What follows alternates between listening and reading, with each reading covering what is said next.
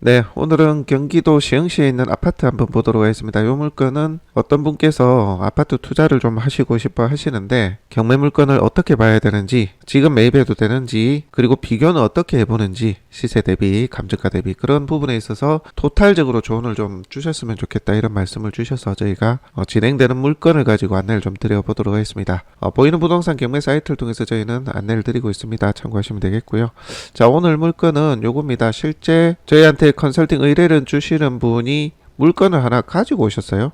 그래서 이 물건이 지금 투자해도 괜찮은 물건인지 뭘 어떤 기준으로 좀 봐야 되는지 모르겠다 하셔서 저희에게 컨설팅 의뢰를 주시긴 하셨어요. 그래서 여러분들이 직접 물건을 볼 때는 어떤 기준으로 좀 보면 되는지 관련해서 한번 설명을 드려보도록 하겠습니다. 자, 우선 위치를 한번 먼저 보도록 할게요. 보시게 되면 자, 여기입니다. 경기도 시흥 정왕동에 있는 동남 아파트고요. 자, 좀 축소를 해서 보시게 되면 반대편에 바로 이제 길 건너 여기 공단이 있죠. 공단. 자, 지산 및 공단이 상당 면적으로 이제 자리를 하고 있습니다. 그 바로 위쪽에 자리를 하고 있어서 위치는 무난해 보이는데 위쪽에 이제 105신도시 한참 이렇게 들어섰죠. 그래서 여기 물건은 누가 보더라도 좀 구도심, 구축 아파트가 모여 있는 곳이다라고 볼 수가 있겠습니다. 그죠? 그 중에서 1선에 1열에 자리하고 있는 오늘 물건인데요. 제가 시흥에 대해서 좀 조사를 안 한 상태입니다. 지금 안 한 상태고 실제 시흥 쪽으로 이주를 좀 계획도 하고 있고 해서 본인이 살 집하고 하나 투자 요소로 좀 가지고 있고 싶다 해서 저희한테 의뢰를 주셨는데 이 물건이 나왔다고 저에게 이제 말씀을 주셨어요. 근데 이제 위치 자체는 좋은데요. 여기 신도시 신축 아파트들이 대거 이제 들어서 있고 거기 구축이기 때문에 조금 잘 봐야 됩니다. 이 물건은.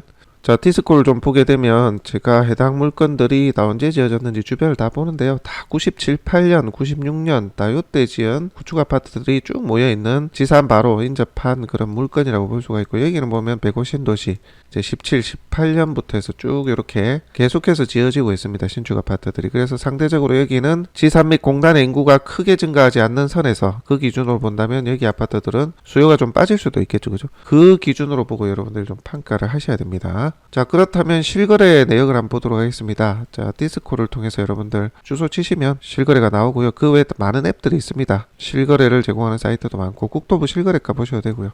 전 디스코를 좀 보도록 하겠습니다. 자, 1998년에 지어지고 720세대 아파트인데 자, 해당 경매 물건 보도록 하죠. 자, 보시면 현재 감정가가 2억 7,600인데 1억 9,300 한 번 떨어졌어요. 그래서 이게 한 번 떨어진 이 가격이 괜찮은 가격인지 비교를 좀 해봤으면 좋겠는데 내가 초보라 잘 모르겠다. 혹시 좀 이렇게 볼 수 있는 방법에 대해서 좀 설명을 해주실 수 있냐 이런 문의를 주셔서 아파트 물건을 보시는 분들 중에 초보분들께 제 설명을 드리고자 지금 말씀드리는 거예요.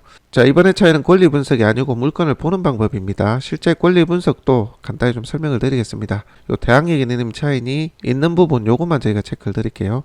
자, 일단 1억 9,300 전용 면적 50.93평방미터. 자, 요게 최근 거래 이력이 어떤지 좀 보자고요. 자, 17.86평 전용 면적 요거 그대로 맞추시고요. 자, 쭉 내려보면 최근 거래 이력이 10층이 1억 9천입니다. 해당 경매 물건은 5층이에요. 5층 501호라고 돼 있죠.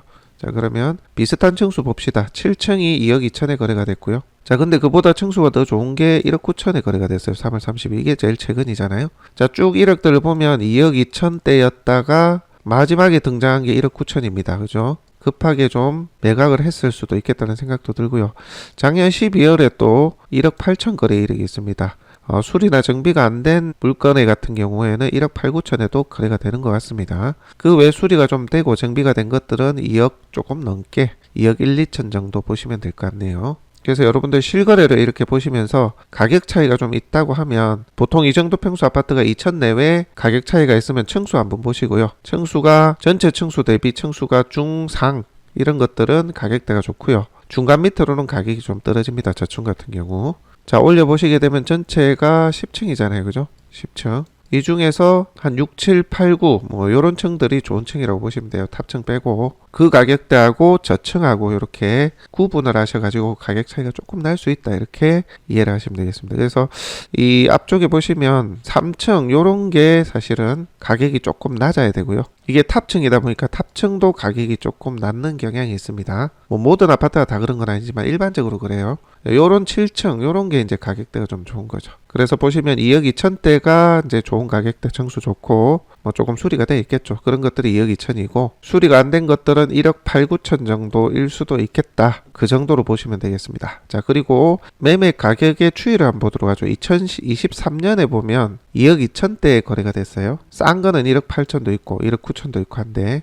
자, 그 정도였다가 22년 하반기 때는 어때요? 자, 보시면 2억 6천, 뭐 9천, 8천 한참 이제 살아있을 때죠, 그죠? 자, 여러분들이 기준을 봐야 될 게 22년 하반기부터 가격이 어떻게 됐는지를 좀 보셔야 되고요. 일반적으로 22년 하반기부터 아파트 가격이 떨어지기 시작했을 겁니다. 그렇다면 최고가를 갱신했을 때가 22년 상반기 그리고 21년 하반기쯤 되겠죠, 그죠? 자, 보시면 21년 10월 요게 이제 하반기인데 그때 보면 2억 8천, 3억도 거래가 된 이력들이 있습니다, 그죠? 21년 말에도 최고가를 갱신을 하고 했죠. 자, 그렇다면 이 가격대의 추이를 좀 보실 수가 있어야 됩니다. 여러분들 보시면은 2억 9천 3억 그러니까 21년 하반기부터 22년 상반기까지는 2억 후반대 내지는 3억까지도 갔던 아파트입니다. 그죠? 자, 그리고 지금 23년으로 넘어오게 되면서 쭉 가격이 처지면서 2억 1, 2천 선 2억 1, 2천 선으로 가격이 하락했구나. 그렇게 구분하실 수가 있어야 된다. 자, 다시 정리하면 21년 하반기부터 22년 상반기 그러니까 21년 7, 8월 이후 그리고 22년 뭐 한 3, 4월까지 그때 최고가 갱신을 한 것 기준으로 해서 지금 22년 하반기부터 23년 현재까지 가격이 어떻게 변화가 있었는지 이걸 좀 보셔야 된다는 겁니다. 아시겠죠?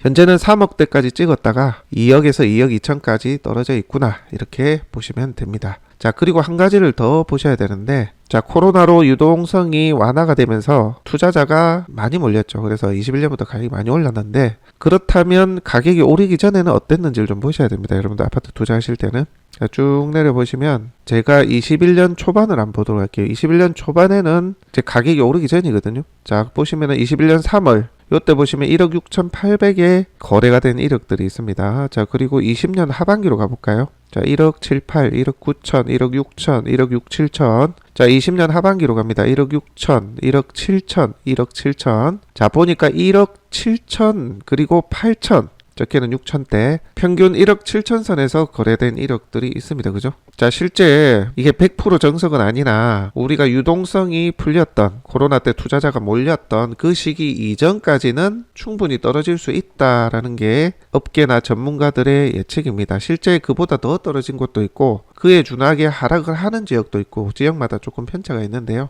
정석은 아니나 기본적인 가이드는 현재 아파트가 거품이 21년 하반기부터 22년 상반기까지 거품이 끼었는데 투자자가 몰렸죠. 지금 아파트 투자를 보려면 최소한 그 거품이 끼기 전 가격을 봐야 된다. 이게 기본적으로 아파트 투자하시는 분들의 가이드입니다. 가이드. 이게 시간이 지나보면 정답일지 아닐지는 나중에 이제 판단이 되겠지만 거래가액이나 하락 추이 그리고 분위기 등이 코로나 이전 사태로 돌아가고 있다. 그래서 이 물건도 그 가이드를 기준으로 해서 최소한 그렇게 보고 판단을 해봐야 되지 않나 그런 생각이 좀 듭니다. 미래는 누구도 알 수가 없어요. 사실 코로나 이전보다 더 떨어진다는 얘기도 있고요. 지금 시점에 정부의 정책, 특례 보금자리도 있고 대출도 풀어주고 있죠. 그죠? 그래서 조금 반등할 것이다 그런 얘기들도 있는데 미래는 누구도 알 수가 없습니다. 추가로 하락이 된다는 사람이 있고 조금 반등하면서 보합이 된다 이런 얘기들도 있고 또 바닥치고 상승한다는 얘기도 일부 있습니다. 자, 그것에 대한 판단은 각자가 기준에 따라서 좀 다를 수가 있겠지만 중요한 것은 적어도 수도권 서울 기준으로 보면 코로나 이전 사태로 돌아간다. 이미 돌아갔기도 하고 돌아가고 있다. 이렇게 보셔야 됩니다. 자, 그러면 1억 7천 선이 현재 기준으로 봤을 때 가이드라인이라고 볼 수가 있는데 현재 어때요? 감정가가 2억 7,600 이게 막 3억까지 거래될 때 1년 반 전에 코로나로 유동성이 풀리고 투자자가 몰렸을 때 가격이 뛰었을 때 거품이 뛰었을 때 그때 감정을 한 가격이에요. 그러니까 이거는 실제 가격이 아닌 거죠. 그죠? 그래서 제가 21년 하반기하고 22년 상반기 기준으로 해서 현재 얼마나 떨어져 있는지 그리고 코로나 이전에 21년 초반기 20년대 그때 때는 가격이 어땠는지를 보라고 말씀드린 거예요. 왜냐하면 유동성이 풍부한 21년 시기 때 가격이 한참 뛸 때 그때 감정이 됐을 거기 때문에 대부분이 그래서 이 가격은 실제 가격이 아니다 라고 보시는 게 맞고요. 그 다음에 최저가가 한번 떨어져서 1억 9,300인데 아까 제가 설명드렸죠. 얼마로 제가 설명드렸습니까? 유동성이 확 풀리기 전에 21년 하반기 22년 상반기에는 1억 7천 정도로 평균 가격이 형성되더라. 그럼 어때요? 지금 최저가 1억 9,300인데 들어가야 되겠습니까?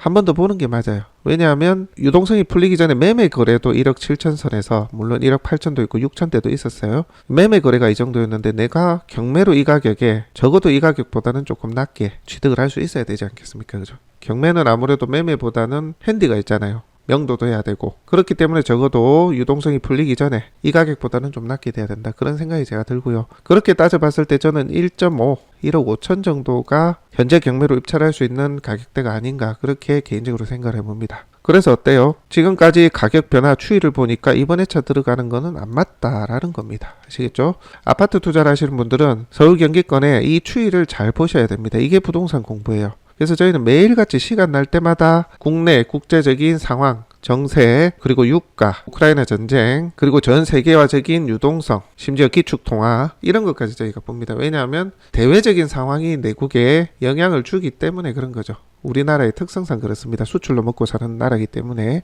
그리고 요즘 PF 대출이라든지 금융권의 부실 우려, 그리고 가계 대출에 대한 우려 이런 것들이 심리에 어떻게 작용을 하고 있는지도 저희가 면밀히 보고 있습니다. 그게 현재의 부동산 시장 그리고 미래의 부동산 시장을 가늠할 척도가 되기 때문에 그런 거예요. 자, 어쨌든 제가 지금까지 봐왔던 그런 내용들을 기준으로 봤을 때는 이 정도로 지금 내가 꼭 이 물건을 사고 싶다. 이 지역의 물건을 좀 사야 되는데 어느 정도 가이드로 한번 보면 되겠나 하시는 분들에게 설명을 드린 거고요. 나는 실수요가 아니고 그냥 투자로 본다 하시면 글쎄요. 경매로 본다면 이것보다 조금 더 낮았으면 하는 생각이 듭니다. 이건 뭐 제 욕심이에요. 하지만 미래는 누구도 알 수가 없잖아요. 그죠? 그럼에도 적어도 하방 요인이 지금까지 이어지고 있는 이런 추이라면 적어도 코로나가 있기 이전에 가격대 기준으로 해서 그에 준하거나 그보다는 조금 더 싸야 된다. 그렇게 보면 맞지 않겠나 하는 생각이 듭니다. 이건 평균적으로 말씀드린 거예요. 아파트의 위치, 지역마다 다 달라요. 실제 그보다 더 떨어진 데도 있고 덜 떨어지면서 그 가격대에서 방어가 잘 되고 있는 아파트들도 있기 때문에 모든 것이 이제 객관적인 기준이 될 수는 없어요. 근데 이 아파트 같은 경우는 보니까 주변으로 신도시가 들어서고 있고 신축 아파트들이 쭉 이제 생기고 있는 그런 상황이기 때문에 지산이 예전만은 못하잖아요. 그죠? 그런 것들도 종합을 해보고 투자 심리가 꺾인 것을 감안한다면 내가 이 지역에 실수요로 들어간다면 실수요 겸 투자로 들어간다면 적어도 코로나 이전의 가격을 보면서 그보다 살짝 낮은 가격 정도로 보시라. 이렇게 좀 말씀을 드렸습니다. 오롯이 투자만 하시는 분들이라면 또 여러 가지를 좀 더 생각을 해봐야 됩니다. 그거는 뭐 바닥 쳤다, 상승한다, 추가로 알아갈 것이다 이런 어떤 논쟁, 이런 주장들과 대치가 되는 부분이 있기 때문에 가타부터 말씀을 드리기는 좀 어렵고요. 뭐 제 개인적인 생각도 있지만 일단 이 물건에 대해서 내가 이 지역에 가서 거주를 하면서 추가로 하나 더 좀 저렴한 아파트를 하나 사두고 싶어 한다. 그리고 이제 자녀분이 쓸 수도 있다. 안 되면 쓰지 뭐 이런 생각도 하셨기에 제가 얼마에 들어가면 될지 좀 말씀을 드려봤습니다. 여러분들도 아파트 투자나 실사용 겸 물건을 보시는 분들, 경매 물건을 보시는 분들은 이 가격대의 추이 이런 부분들을 잘 보시고 판단하시면 좋겠고요. 또 하나 이제 설명을 드리면 네이버 부동산을 이제 보시면은 되긴 한데 요즘이 워낙 물건이 안 나가니까 네이버 부동산에도 매매 물건 정보가 없어요. 얼마에 내놓고 이런 게 없습니다. 안 팔리니까 부동산들도 아예 안 내놓는 거예요. 보면 이제 월세밖에 없거든요. 월세만 한 번씩 거래되고 하니까. 그리고 구축 아파트 같은 경우 더더욱 좀 잘 안 나간다. 요즘 시국에 이제 이런 생각이기 때문에 실제 네이버 부동산을 통해서 정보를 얻기는 쉽지가 않습니다. 그래서 내놓은 시세들을 보려고 한다면 주변 부동산도 한번 탐문을 해보시고 그것까지 취합을 하셔가지고 가액을 선정하시면 되지 않을까 그런 생각이 듭니다. 호가는 실제 우리가 예측하는 가격보다는 높게 책정이 되어 있을 겁니다. 아무리 구축이라 하더라도 아직까지는 서로 대치하는 상태이기 때문에 팔고자 하는 사람, 사고자 하는 사람이 생각의 차이가 커요. 그래서 매매 거래가를 기준으로 보되 호가도 한번 살펴보시고 이래서 부동산 매매 물건으로 매매 거래가 안 되는구나 이런 가이드라인으로 머릿속에 감을 잡으시면 될 것 같습니다. 자, 그리고 한 가지만 더 체크하고 마무리하겠습니다. 여기 대항력 있는 임차인이라고 되어 있는데요. 요 물건 같은 경우는 보시면은 오모시가 전입이 되어 있습니다. 전입이 된 날짜를 봤더니만 말소기준 권리보다 빠르고요. 전입 날짜가 소유권이 이전된 잔금을 낸 그 날짜하고 같습니다. 그러면 이해관계인이거나 뭐 가족이거나 그럴 가능성도 있긴 하죠. 그죠? 소유권이 이전되자마자 바로 전입을 했다는 것은 그럴 확률이 꽤 있습니다. 그리고 저축은행인데요. 저축은행에서 추가로 채권 최고액이 1억 7천에서 대출이 나간 부분도 보니까 가족일 가능성이 좀 있습니다. 근데 이제 금액이 조금 애매하긴 해요. 가족이나 이해관계일 가능성이 있습니다. 그렇지만 그걸 또 그렇게 확정할 수는 없죠. 그래서 제가 이전에 한번 강의 드릴 때 뭐라고 말씀을 드렸죠? 해당 근저당권자한테 전화를 해서 확인해 보시면 된다고 말씀을 드렸죠. 그죠? 자, 그런데 자, 보시게 되면 주식회사 페퍼저축은행이 근저당권자예요. 여기 이제 물어보시면 되는데 좀 내려보시게 되면 뭐가 다른 내용이 있어요. BH 제11차 유동화 전문 여기서 경매를 넣었어요. 자, 근저당권자가 페이퍼 컴퍼니 SPC 그러니까 특수목적 법인인 유동화 회사에 부실 채권을 넘기고 이 유동화 회사에서 경매를 진행하고 있는 상황입니다. 여러분들 경매를 보실 때 이런 게 있을 거예요. 제21차, 제15차 뭐 유동화 어쩌고 저쩌고 이런 내용이 있으면 이게 전혀 다른 채권자가 아니고 대부분은 선순위 근저당권자 그렇게 이해를 하시면 됩니다. 이 내용은 여러분들에게 처음 아마 말씀드리는 것 같은데요. 보통은 NPL 경매를 할 때 유동화를 한다고 하죠. 그게 금융권에서 특수목적 법인을 만들어 가지고 부실 채권을 처리하도록 그렇게 일이 진행이 되는 거라고 보시면 됩니다. 자, 제가 이 말씀을 드리는 이유는요. 자, 주식회사 페퍼저축은행을 검색을 하셔가지고 문의를 해도 답변을 못 받는 경우가 있어요. 왜냐하면 전화를 하면 우리는 채권을 SPC에 넘겨가지고 우리가 자료가 없다. 그래서 확인해 줄 수가 없다. 그런 경우도 있을 수 있거든요. 실제 그런 경우가 더 많을 거예요. 그러면은 어떻게 여러분들이 채권자에게 해당 임차인이 진짜 임차인인지 보증금이 걸린 임차인인지 확인하는 방법. 자, 요게 유동화 전문 어쩌고 저쩌고 돼 있는 요거를 연락처를 찾아야 되는 겁니다. 이거는 NPL 할 때도 필요한데요. 이 유동화 회사의 전화번호를 찾는 방법은 물론 아까 근저당권자인 페퍼저축은행에서 알려주는 경우도 있고 거기서 모르겠다고 말을 빼버리는 경우도 있습니다. 그런 경우는 여기에 먼저 전화번호를 확인해서 실제 소유권 이전이 되는 날 임차인 누구가 있는데 그 임차인이 대출 당시에 확인했을 거니까 보증금이 있는 임차인인지 아닌지 확인을 좀 해주세요. 어떻습니까? 이렇게 물어보셔야 됩니다. 가끔 보면 이 실물을 잘 모르셔가지고 이걸 왜 물어보냐 못 알려주겠다 이렇게 말씀하시는 분들도 간혹 있어요. 그러면은 요 임차인이 현재 선순위이기 때문에 보증금이 있으면 입찰을 못 들어간다. 그래서 당신들이 채권 회수하는데 불이익이 간다. 그러니까 정확하게 알려주면 좋겠다. 이렇게 정확하게 설명을 하시면 돼요. 자, 확인하는 방법, 유동화 회사의 연락처를 확인하는 방법입니다. 보시면 자, 네이버에서 전자공시 시스템이라고 검색을 하시면요. 전자공시 시스템 이렇게 검색을 하면 금감원의 전자공시 시스템이 나옵니다. 그죠? 자, 요거 클릭을 하시면 요런 화면이 나오거든요. 여기에다가 아까 보셨던 요걸 넣으시면 돼요. PHJ 11차 유동화 전문 복사해서 한번 붙여 넣어 볼까요? 자, 요렇게 그러면 요 밑에 자동 완성으로 나오죠. 요게 나오고 자산 유동화 클릭하시면 됩니다. 자, 클릭해서 검색. 자, 검색하면 안 나오는 경우도 있죠. 안 나오면 기간을 갖다가 한 3년 요렇게 하시면 나올 거예요. 검색. 자, 이렇게 기간을 3년으로 늘려버리니까 나오죠. 그러니까 이게 특수목적 법인 회사가 설립이 된 게 1년보다 더 전일 수도 있기 때문에 그런 거예요. 보통 채권이 부실화되면 1년 전부터 유동화 회사로 넘겨가지고 경매 진행하고 이렇게 하거든요. 그래서 검색을 해서 안 나오면 기간을 갖다 한 3년 이렇게 하시면 됩니다. 자, 여기서 뭘 보셔야 되느냐 하면 자, 제출인이 PHBJ10 뭐 이렇게 돼 있잖아요. 여기 자산 유동화 관련 중요사항 발생 등 신고서 요거를 클릭하시면 나옵니다. 자, 클릭해 볼게요. 자, 그러면 여기 유동화 회사의 대표자와 본점 소재지하고 전화번호가 나옵니다. 그죠? 그러면 여기에 전화를 하셔가지고 진행 중인 경매 사건에 대해서 문의를 하시면 해당 임차인에 대한 정보 얻으실 수 있을 겁니다. 저축은행에서 돈을 빌릴 때 무상임대차 아니면 가족 이런 이유로 서류가 제출이 됐는지 그런 부분을 확인하실 수 있다는 거죠.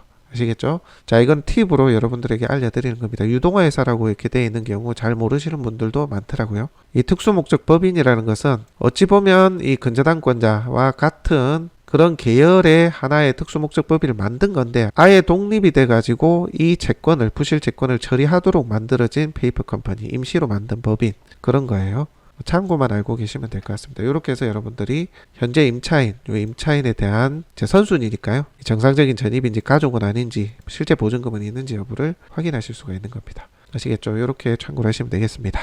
현재 하방 압력을 받고 있는 구축 아파트라든지 그런 것들 그리고 경기 수도권 일대의 아파트 투자 그리고 실사용 겸 보시는 분들이 어떤 기준으로 좀 보면 되는지에 대해서 개인적인 의견을 좀 드려봤습니다. 자, 다음 시간에 또 다른 강의로 여러분들하고 함께 하도록 하겠습니다.